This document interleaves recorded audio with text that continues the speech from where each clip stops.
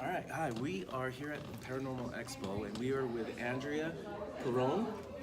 Perron. Either way, I've been told worse. But All right, so we wanted to talk to you about. So she has actually lived and grew up in the house that the Conjuring movie was based on. She wrote her own book. And they used some of that. Will you tell us 3 books? She wrote multiple books. So please tell us about growing up in the house and the books you wrote. in 2014, I published the third of the books, House of Darkness, House of Light. That's what I've heard. Which chronicles the entire 10 plus years of us finding the farm, moving to the farm, extricating ourselves from the farm, and then moving away, and how it changed our whole family, the whole dynamic, and spiritually how it fundamentally altered all of us in different ways. It was, I mean, even my mother, who went through hell in that house, will say now it was the best 10 years of her life. She learned everything she needed to know about life and death and the afterlife, and that there is an afterlife. Oh, that makes a lot of sense. That's like the most important thing and it's the thing that keeps people up at night. It's the thing that people question with the wee hours when they're afraid, because people are afraid to die. They're afraid of the unknown. Right. And I've seen with my own eyes, sensed with every perception that I have, spirit that was so profoundly attached to us that they just didn't want to leave. I have a question on that. Do you think the spirit was there, or did you bring it there? No, it was there. Okay. None of us had any experiences like that until the day we moved into the farm. That's when it started. When you walked in, did you know? It never ended. It never ended. When we left, we thought we were leaving them behind, and nothing could have been further from That the gave me truth. goosebumps down the left side of my neck here. I mean, once you're touched by spirit, that's it. You're Did you touched. know when you got there that it was there when you got there? No, we had no idea, absolutely no idea. I was not on the radar at all. My mother, being a student of history, was thrilled to be buying one of the original colonial homes in America. Yeah. You know, the land was What year was deeded in that? 1680. The house was completed in 1736. Oh, wow. 40 years before the signing of the Declaration of Independence. Oh, yeah. You know, it was really an amazing home with an amazing history. And that's what she was excited about. Nobody was thinking haunted house. Absolutely not. Just beautiful, historic. Beautiful. 200 acres, gorgeous house, 200 gorgeous acres, wow. barn. You know, like paradise. Absolutely gorgeous, and a great place to raise kids, you know. Yeah. She had no clue what was coming. None of us did. Right. And you said, how soon was it after you guys moved in that you all actually seen 5 something? minutes. 5 minutes. What was the first thing for you? First thing for me. I was the first. And what did you see? A full body apparition that looked so real that I said good morning to him as I walked past him. Okay. You just thought it was somebody in the house? Yep, thought it was somebody Maybe in the something house with real coming to help. estate or Coming to help mover. Mr. Kenyon. Wow. And, move. What made you realize that he wasn't an actual living person?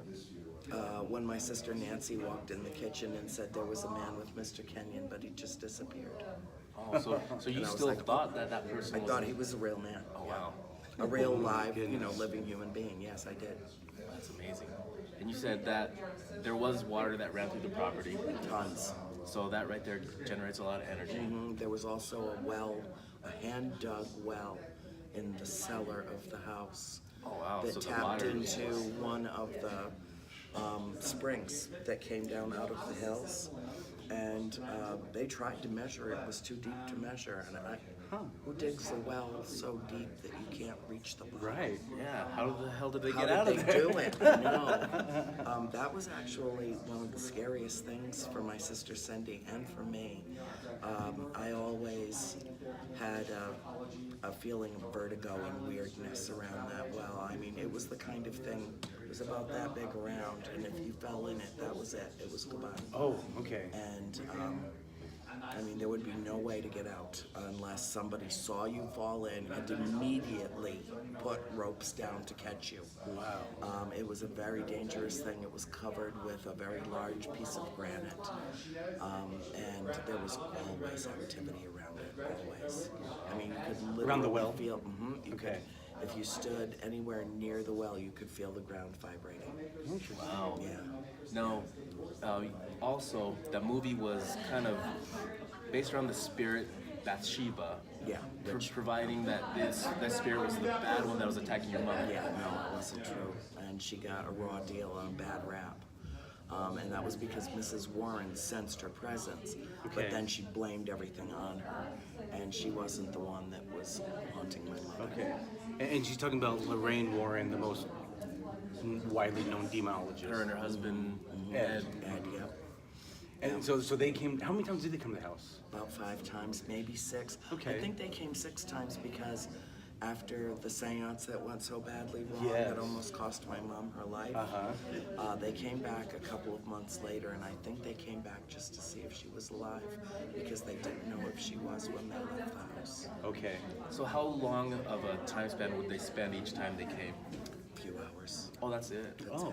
Okay, because it seemed like in the movie it portrayed that they were there Yeah. for many days at a time. Like showed Ed it's working on all the in truck. the script. Yeah. Yeah. My For Hollywood. father was never that nice to either one of them for 1 minute. Really? Yeah. You didn't like him there, huh? No, What was he? What would he say? He just felt that they were, coming to exploit our family. Oh, okay. And, in my heart, I don't think that that was the case. I think they really were concerned, especially for us, the kids. Yeah. But my father didn't trust them, and he didn't buy into what they were doing, and he was king of denial. He didn't want to even discuss it, let alone investigate it. Wow. He didn't believe it existed. He thought that it was, it took him a couple of years to really come around. It took to the point where there was a spirit that really was attracted to him, and she would come up to him in the cellar. First of all, she'd break something in the cellar. Nothing get him ever to go broke, down there? to get him to go down. And then she'd come up behind him and she would do this. Rub it against the back of him. Yeah, or down his spine. Yeah. Wow. And I thought it was an interesting dynamic that the spirit that was making my mother miserable was the one my father befriended. Oh, so it was more of a jealousy thing that she was attacking your mom.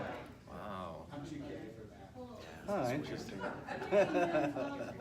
So did anything happen, did you have heightened abilities before or was it after? It was after? If I did, I didn't know about it. Okay. It wasn't until we moved into the house and all of a sudden I was able to see into the 4th dimension, as all of us were. Wow, okay. When you're bombarded with spirit activity, even if you don't see it, you sense it. But I was able to see it immediately. To the point where most of the spirits in the house would appear as full, complete living beings to me. From my experience, when I was having things happen, I shut it completely out. Like things stopped for me for many, many years. And it hasn't been until recently that it's all been flooding back. And it's because you gave up your fear. Right. I'm not scared of it anymore. And you shouldn't be, because there's nothing to be afraid of. Yeah. Now I feel like the things that scared me as a kid that would make me run away, I would now like. Now you're attracted to it. What else can you do? curious. Do this. I hear you. I know, and it is fascinating. It is. And we might never know the mysteries of life, and maybe we're not supposed to. Okay. But I think that spirit makes itself known to some of us so that we will acknowledge them. Yeah. And when we have intense experiences, that we will share that. What's happening now at this point in human evolution, in our spiritual evolution, is that we're transcending our 3-dimensional 5-sensory realm. We're stepping into the 4th dimension. Okay. Many more people are sensing and feeling spirit. And then we will transcend that into the 5th dimension. Wow. And beyond. This is part of the paradigm shift that's occurring planet-wide. Okay. And it's coming to a head now. The end of the age, the Piscean age, and the beginning of the age of Aquarius is considered the new age of enlightenment, has been prophesied for millennia. Okay. Interesting. And I'm so gonna look we're more into here. that. We're here. And check into the Mayan calendar. Remember in 2012, everybody said, it's the Yes. end of the world, it's the end of the Yeah. world. Yeah, we all remember It that. was the end of the world. It was the end of the Piscean age, and the Mayans calculated their calendar to the end of that age. And then they said it's the end of the world as we know it. Okay. And now we're into the next cycle, which is why all of us are here and why we gather the way we do, and how we're all attracted to each other and to these events and being able to communicate like this, because there's going to be, as this enlightenment continues, a lot of people who are going to seek people like us out. And so that's why I say yes to every interview. Yes, yes. What can I do? How can I help? Where can I lead you? You know, and I don't have all the answers. Nobody in this field does. There's no such thing as an expert in the paranormal. Zero. It drives me nuts when I see that all. I know. It's like, are you kidding me? If my family doesn't have all the answers, nobody on this planet does. Where do you go get a title like that? Like, where do you got to pay? Pluck that out of thin air, you know?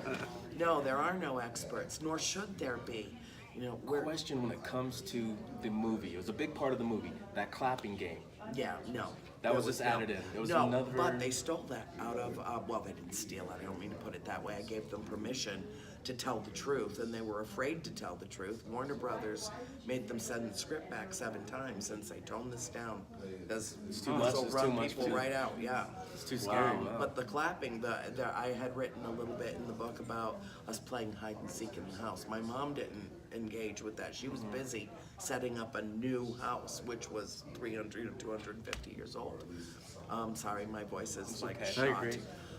But we learned very quickly that it wasn't safe to play hide and seek in that house. It was a whole lot safer to get on a sled and ride it down a hill and crash into a stone wall than it was to play hide and seek in that house. Oh my God. What was it that scared you the most? How old were you? I didn't have an issue with it because I didn't play hide and seek with my sisters. But I did bail them out of some situations. Nancy got crushed in behind the chimney of the boarding room and was as literally attacked and pushed into the corner behind the chimney, and she couldn't breathe. Oh my goodness. And she started screaming and screaming, but she was so far away nobody could hear her. But Cindy heard her psychically and went running and found her and pulled her out. And she said the smell of death and the cold, she thought she was going to die. And she was only, if I was 12, Nancy was 10. And she was a little peanut. I mean, she still is. She's a tiny, tiny little person. She's like the size of my left thigh. Don't explain that. I can't explain the genetics. And Cindy had to go bail her out of that, and I had to bail the girls out from, you know, different experiences. And my mother at one point said, "That's it. No more hide and seek in the house. That's it. No more." Wow. So if they would have showed some stuff like that on the movie, that would definitely been way too scary. I wrote so it you into were the screenplay. So you were 12 when you guys moved in? Yes. And I was then 21 and you were in your when we 12th. moved out. Okay. Damn, that's a long time to be living like that. I didn't know it was that long. Yeah, Wow. because the movie makes it look like months. 10 minutes, not 10 years. Right. Yeah. Oh my goodness. So, I mean, so grateful you guys all came out alive, it almost seems like. Yeah, well, you know, and in that respect, The Conjuring got it right. I mean, big picture, broad stroke, Conjuring got it right. Good conquers Kind of evil, in a nutshell. love conquers fear. Yeah. The Perron family endured an extreme haunting that they all survived. But nobody flipped upside down in a chair. Nobody flipped upside down in a chair. My sister didn't get dragged across the room and we had to cut her hair, you know, nothing like that. Yeah. There were some tugs from the bottom of beds. Wow. James On Wan sheets. included that, yeah, and sensing things that you couldn't always see, and you know, some elements of the film were actually true or augmented slightly from what I wrote in the books. Okay. But if you really want to know what happened in that house, make the investment of time to read the 1,500 pages that I wrote over that's a big 7 book. years. Well, it covers all 3 volumes.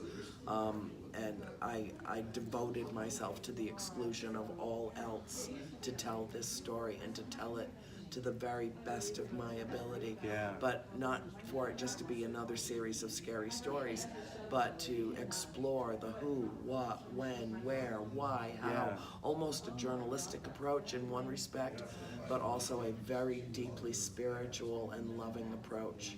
Because the fact is that our story is a love story with a supernatural twist.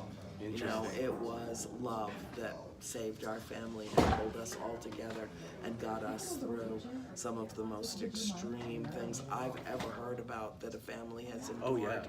in a situation Yeah, like I've never that. heard of anything that Yeah. And I heard some of It your was stories too on another amazing. podcast. I think it was Real Ghost Stories Online. Was Oh that yeah, podcast? yeah. That was a Is great that podcast. Patrick Keller, I think it I is. can't remember their names. I Yeah, forgot. no, I do thousands of interviews, literally thousands of interviews. And but we're I think so that was thankful him. you came to ours, No, he so was thank big. you. He was big seance. But Oh yeah, big sense, yeah. And I always say yes because I figure, if somebody's interested enough to really want to know the truth, the very least I can do is provide it. So what do you see on the other side sometimes? Are you able to channel certain people? I don't channel. Okay. I don't allow it. Oh, okay. My mind is complicated enough. Yeah, I've it seen makes enough. sense. I've got enough going on in there. I don't allow channeling. That makes sense. But I am, in some respects, a conduit. Okay. Stuff comes through me, and then I'm able, for some reason, to help heal people's pain. And so I'm grateful for that. If it's a gift, then I give it freely to the world. That's how it I should don't be. charge for anything. If it happens, it happens, and I sell my books only because I have to. But It's a story people want to read. I mean, it's Right. it's a great story. yeah, it really is a I fascinating think I'll be story. buying it. I'll be buying Yeah. that book. Well, when you read the trilogy, it starts chronologically before we move to the farm.